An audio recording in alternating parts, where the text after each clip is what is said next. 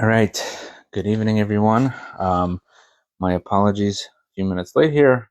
Let's get started. Of course, tonight's learning is in the merit of all the Jewish people, whoever they may be, especially those in the land of Israel, those on the front lines, those that need to be rescued.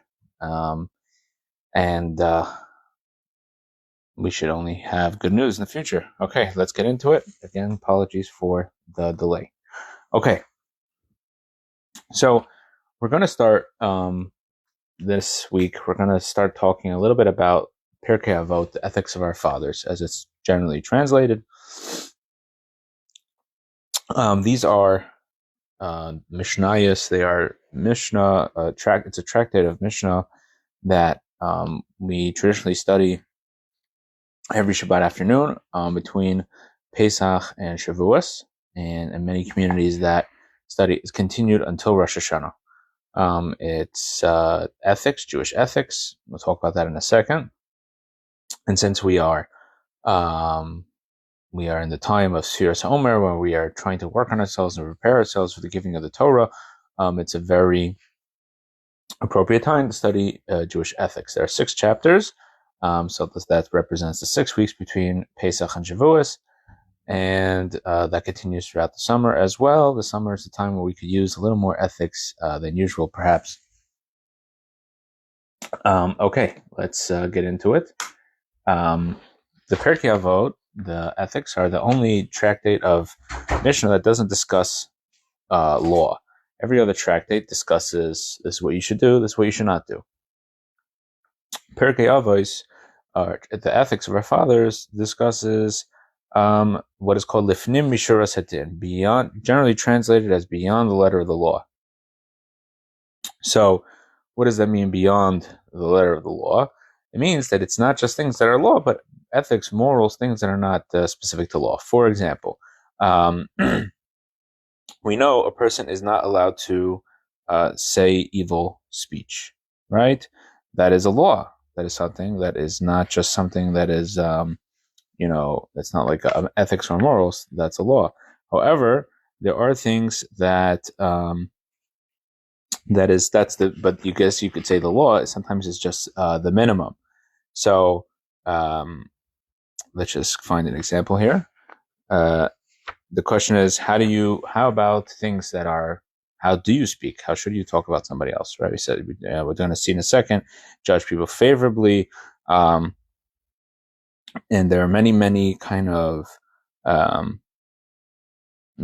laws that are many things that are the ethics of our fathers that are not just simple law, but things are beyond the law. Now, the word lifnim mishuras hadin is generally, like we said, is generally translated as beyond the letter of the law. And it could also really means the literal translation is lifnim means within the line of the law, within the law.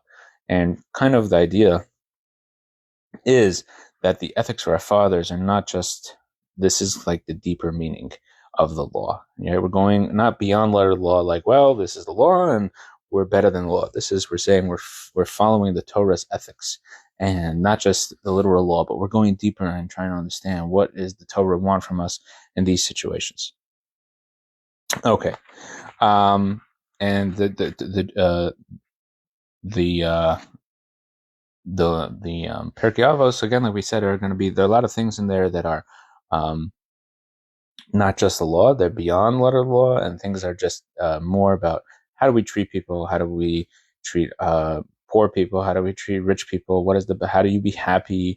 All those things are discussed in 6 chapters, and the 6th chapter is more about Torah study, specifically focused on Torah study, but all 6 chapters discuss ethics. Okay, so let's get into it. So the first Mishnah of Pirkei Avos goes as follows. I'll read it in English.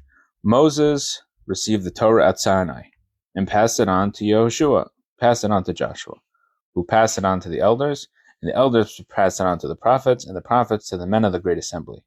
Okay? That's how the Mishnah begins. So, in other words, the Pirkei Avos is telling us these ethics are not made up by rabbis who lived a long time ago. this was good advice, but they're saying that these things are the ethics of the Torah. These are the things that they received from Sinai. And like we know that every single thing in the Mishnah is important. Every single word was chosen. So we're going to get into every single this. What isn't, we know that obviously this is very, on the one hand, we're saying, okay, this is how the Torah started. First Moses, then Joshua, then all of a sudden we get to like these categories, right? If we're going to say Moses, Joshua, let's go next. Who's after Joshua, right? Who's after that one? Instead, we say all of a sudden it gets to these general things. Elders, prophets, men of the Great Assembly. So there must be something going on more here.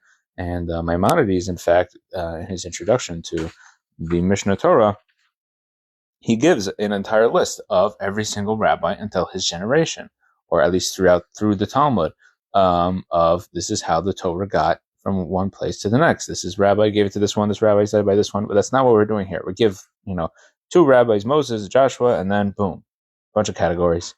Doesn't really explain why we do that. So let's get into it. So the first question is why Sinai? Moses got Torah from Sinai. Sinai is a mountain. Moses got the Torah in Sinai, not from Sinai. Again, let's read that inside in the Hebrew. Moshe kiva Torah mi Sinai. Moshe received the Torah from Sinai. Really? It doesn't make any sense. So obviously it means that Moses got the Torah from God. But he learned an important lesson from Sinai. Again, this is a book of lessons, not a book of laws. This is a book of morals and ethics. So why Sinai? So if we want to understand what's so special about the Mount Sinai, let's get into the Medrash. In the Medrash Tehillim, it explains as follows. God wanted to give the Torah to the Jewish people, and he wanted to do it on a mountain. So the first mountain was Har Carmel and Har Tibor. Okay, in English, Mount Carmel and Mount Tabor. Okay, so the question is, so they come and they say, we want the Torah to be given on it. So Mount Tabor said, I'm the greatest mountain. Why? I'm so tall. In fact, I'm so tall that when the flood happened and the entire world was flooded, the flood didn't reach the tip of my mountain. Yeah, and Mount Carmel says, I'm better. Why am I better? Because when the sea split, I went into the sea to help the Jewish people get across. Okay. So God says, these are very nice things. However, you both just disqualified yourselves. Why have you disqualified yourselves? Because you're haughty. You're promoting yourselves. By promoting yourselves, you disqualified yourselves, right? It's a catch-22. You can't promote yourself, right? So God says, where am I going to give the Torah? I'm going to give the Torah on Sinai. Sinai was the smallest of all the mountains. Okay, so Sinai is the smallest of all the mountains, which represents humility. So therefore, Har Carmel and Har Tibor didn't get it, but rather it's Har Sinai, the Mount Sinai. So we see from here that Moses gets the Torah from Sinai, represents humility. But wait, does it represent humility? If God really wanted to give the Torah and teach us humility, why give the Torah on a mountain? Any mountain. He picked the smallest mountain. The smallest mountain, this is almost a contradiction, right? Mountains by definition are not small. But we were driving this week, and in the desert, and you could see all these mountains, and some of them actually nice and green, like Har Sinai was. And we're like, well, which is that, a hill or is that a mountain, right? Obviously, a mountain means not just something that's a little bit elevated. A mountain means it's a big thing, an obstruction, I guess you could say. So why didn't God choose to give the Torah either on a plain or in a valley, which is even lower? Instead, God gave the Torah specifically on a mountain, the smallest of the mountains, but a mountain. So what do we learn from this idea? As follows. It's not enough to just be humble.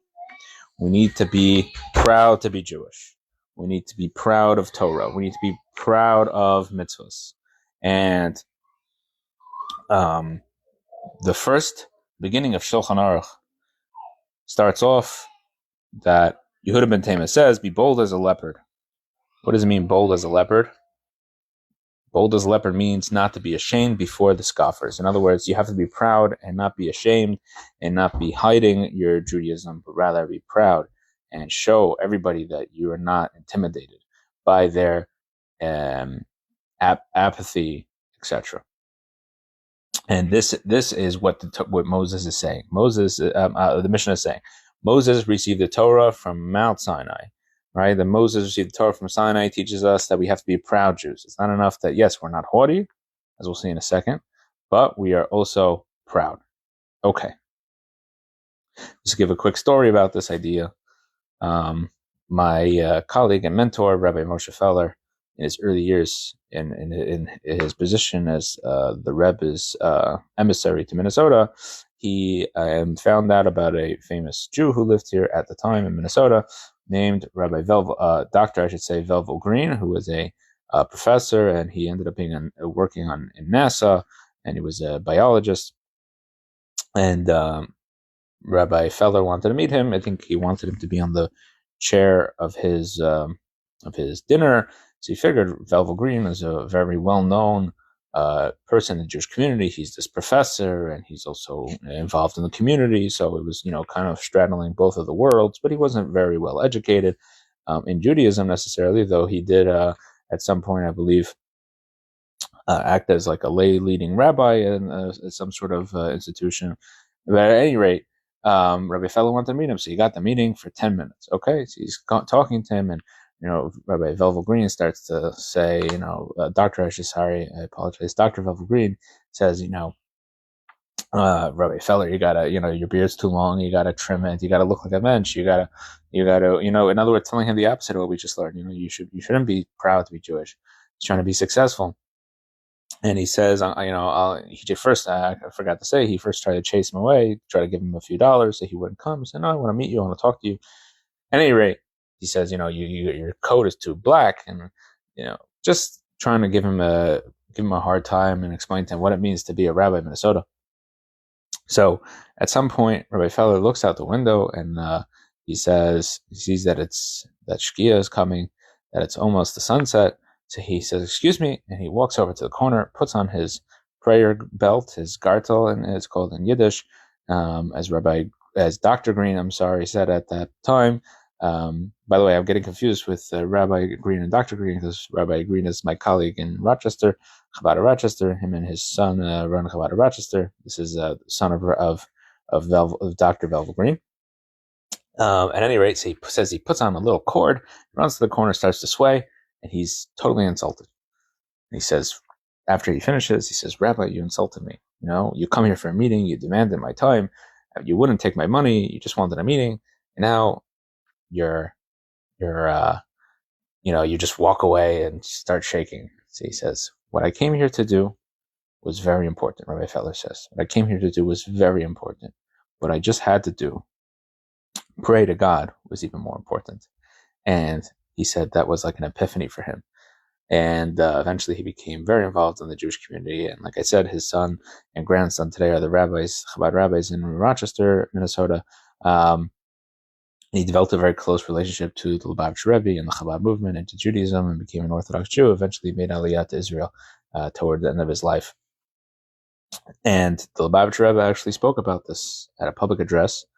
He said that we see from this that what inspired Dr. Green. It wasn't the philosophy that Rabbi Fellers told him and all the wonderful things that he told him, but that conviction that he had and that mincha that he prayed. That is what inspired him. So just a nice story that makes the point. Okay, let's get into the next part. So what do we say? What is the first thing? Again, we get a little out of order here. The first words that we say of the Mishnah is Moshe Kibel Torah Sinai. Moses received the Torah from Sinai.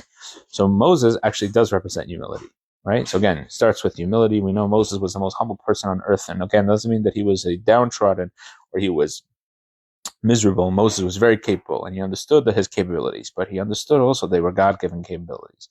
And therefore, Moses, the first trait, if we want to be an ethical person, if you want to have success in serving God, is you have to be humble. And in fact, before we, at the end of the Shemona Esrei, the end of the prayers that we say every day, we say, Psach libi b'seresecha. We say, God, open my heart to the Torah. But before that, the previous line ends with, let my soul be as dust to all, right? So therefore, right? My soul should be as dust. And only then do we say, may my heart be open to the Torah. So we see that in order to be a Torah observant Jew, in order to be a Torah Jew, in order to be an ethical person, we have to start off with humility. And then we have to understand, like we said, Sinai, we have to be proud. Okay, what is the next thing? The next thing we mention is Joshua. What is Joshua? What is so special about Joshua? Devotion. It says that Joshua lo yomesh mitecha oil. He never left Moses' tent. He was completely dedicated to his teacher Moses. Why? Because Moses represented his connection to God. Because Moses represented his connection to Torah study.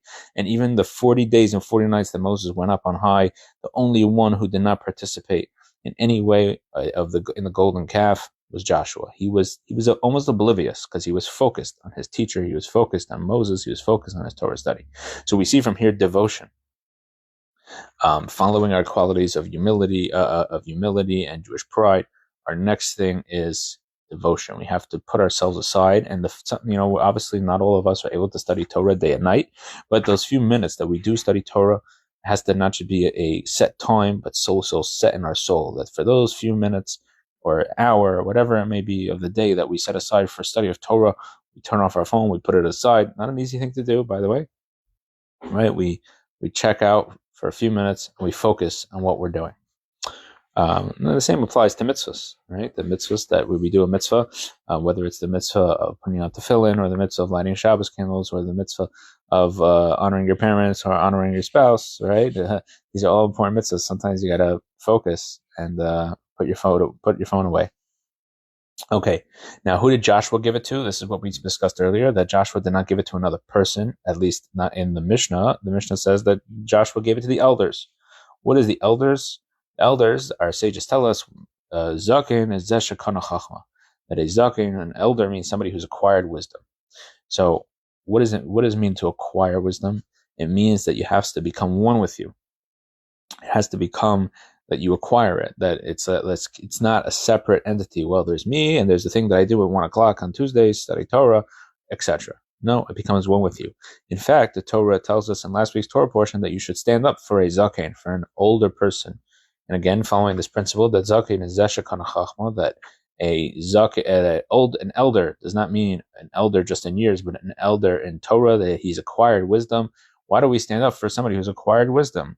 Well, if you say that we stand up for them when they're teaching us something, that makes a lot of sense. We're standing up for the teaching. We're standing up for the Torah. But why, if this person comes into the room at the time, he's playing golf, right? Or at the time, he's eating, he's drinking, he's walking, and he's not teaching Torah necessarily, or even studying Torah. Why do we have to stand up for such a person? And the Torah tells us because he's become one with the Torah. The Torah has now become a part of him. So when this person walks in the room, we stand up out of respect for the Torah, because this person has become one with the Torah. Very fascinating idea. Okay, what's next? The next thing is the prophets. The elders give it to the prophets. What's the next step in the service of God, in studying of Torah? The next thing is we have to have divine assistance. The prophets' prophecy is the idea that we have a relationship with God, that in a way of beyond the natural. And we're saying that if we want to have success in Torah and mitzvahs and ethics, we have to have divine assistance. It's not enough that we just we follow, we check, and then we'll be successful. No, you're not going to be successful unless you have assistance from the divine. And we have to realize that all our accomplishments, like we said earlier, come from the divine, and only through the assistance of the divine. Okay. And what's the last one? Last one is they gave it to the Anshe Knesset HaGedolah. They gave the Torah over to the men of the Great Assembly. What does it mean, the men of the Great Assembly? What does this teach us? The Talmud tells us that one cannot derive a practical ruling from theoretical study, nor from witnessing someone's practical example, but only after inquiring as to the correct ruling and being explicitly told what to do. Okay, so the Torah is telling us, the Mishnah is telling us that the only way, and the Talmud is telling us the only way we can know what to do is through making sure that we are studying in a practical manner. The men of the Great Assembly established practical law that we follow until today, whether it's the Siddur, that they established the basic version of what we call today the Siddur, or any other Jewish practice that they established at that time, we follow it because they told us this is what you do. So in other words, what are we saying? Is that when a person studies Torah, sometimes you study and it becomes very intellectual and very abstract. We cannot follow law based on that, alone. That could be confusing to us. But in fact, it has to be in a practical thing. When the teacher says this is what's practical, that is the law, and that's what we actually follow. We can't just follow every single thing that we read or we study. We say, well, I read in a book somewhere. No, we have to understand, is this a halacha? Is this a practical law? Or is this just, a discourse of intellectual exercise? And even though, we may not all be rabbis or poskim who say that this is the practical law, but really what we're saying here is that the Torah has to become practical for us. The Torah cannot be an abstract study. The Torah cannot be a philosophy. The Torah has to become a practical exercise. And this is how we could have ethics. If we want to have ethics following this idea that we're saying all these different things allow us to have morals and ethics, if we follow the Torah's message and we apply it to our lives, then we will become ethical and moral people. Okay. The next thing we'll study a little bit of this chapter 1 of this Pirkei Avos. We'll study a little bit about Mishnah, the sixth Mishnah. The sixth Mishnah talks about Rabbi Yeshua ben Prachia. And it's Rabbi Yeshua ben Prachia said, acquire for yourself a teacher, acquire for yourself a friend, and judge everyone favorably. Okay, that is his ethical idea, right? Appoint yourself a teacher, acquire for yourself a friend, and judge everyone favorably. So why, this is also very important in the study of Avos specifically, but in general, we have to understand who these people were and why they are mentioning these specific things, and it will affect how we understand them. In this case, we know that what does it mean to judge everyone favorably? Is that sometimes it's not always obvious what a person is doing. Like, well, what is that guy doing over there? We're not sure. We shouldn't just always assume the worst. So we have to sometimes assume that a person is, just because we don't understand at this moment what's going on, we have to judge them in a favorable way. So the Talmud tells us a story about Rabbi Yeshua ben Prachia that really informs why this became one of his most important teachings and legacies. There's a story in the Talmud as follows, in Tractate Sanhedrin, page 107b. Rabbi Yanai was a king. He decreed to kill all the Jewish sages. So Shimon ben Shetach was hidden by his sister, and Rabbi Yeshua ben Prachia and his student Yeshu fled to Alexandria in Egypt. And once they made peace with the sages, Rabbi Shimon ben Shetach summoned Rabbi Yeshua ben Prachia to come back to Israel. So he comes back and he's hosted in an inn, and he's treated very well by the hostess with great respect as a visiting sage. And Rabbi Yeshua ben Prachia was very impressed by this woman's dedication and respect for him and his entourage. So he commented, "What a beautiful hostess." Meaning he's commenting not on her appearance, but on her character and how he had treated them. And this Yeshu, this student of his, comments on what he said, and he said, "But her eyes are ugly." Okay. And Rabbi Yeshua ben Prachia was very, very perturbed by this comment, obviously referring to her physical appearance. And he said, "Wicked one, what are you occupied with?" said Rabbi Yeshua ben Prachia. So he brought 400 shofars and he excommunicated this student Yeshu. Okay. And the story continues. Every day, Yeshu came back, the student came back, and he tried to be accepted. And every time he would come back, he would be pushed away. He wouldn't pay attention to him. One time, the student came back, and Rabbi Yeshua ben Prachia intended to accept his student. And what happened was, he was in the middle of saying Shema. The law is that you're not supposed to, generally speaking, you're not supposed to make any interruptions during the saying of the Shema. So Rabbi Yeshua made a gesture with him, like, wait a second. And this student thought that he wasn't telling him to wait, but he was saying, like, I'm pushing you away. And he decided that was it. It was too much for him. And the student went, he took a brick and he bowed down to it. And the rabbi told him, you should repent. And the student says, you have taught me that one who sins and leads others astray can never repent. Or in the original Ema, speaking biyodei lasas tshuva, which literally means we do not give him the opportunity to repent. And our sages say that this student, Yeshu, performed some sort of sorcery and led others astray. And according to many traditions, this Yeshu is the founder of the Christian religion. And we all know how that ended up. So the question is that, why did this happen? The answer is in this exact teaching of Rabbi Yeshua ben Parachia, that he said, judge everyone favorably. So what does that mean? What does it mean, judge other people favorably? He was always looking for the good quality in others. So even after this student had led other people astray, and we all know how astray he led them, he tried to bring him back, and he said, I still see something good in you. And that is something very powerful.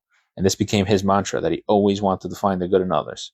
So the Talmud says we should not follow this. The Talmud in Sanhedrin tells us we should not be like Rabbi Yeshua ben Parachia and push people away too much. Rather, we should always bring people close. And it's very important, and we see how the consequences of that could happen. The Talmud says, it's not in Sanhedrin, a different Talmud in Sota says the sages taught one should always use the left hand to push away and the right hand to draw close. This is not like Elisha, who pushed away Gehazi, who was his student in the prophets, with both hands, and not like Yeshua ben Parachia, who pushed away his student Yeshu with both hands. So we see here how important it is that we have to judge people favorably. And this is really that whole episode, is that he judges him. He doesn't judge him favorably in the beginning, right? He says, what are you commenting on this woman's appearance? And then the student, he sees his rabbi put his hand up, so he assumes that he's pushing him away. He doesn't judge him favorably. But in the end, Rabbi Shimon Prachik says, I still see the good in you. I've learned my lesson. I'm trying to find that good in you, and maybe there's some way you could repent. And this is a very important lesson for us from this story, that all this negative things that have happened because of this person being rejected throughout Jewish history could have all been prevented. It was all just a simple misunderstanding. And if we could judge somebody favorably, we never know what the consequences in the good, how much more so if those are the negative consequences, how much more so in the good. Thank you very much for listening. Have a good Shabbos, and we'll see you, God willing, next week. If you have any questions or comments, you can put in the comment section, and we'll see you next week.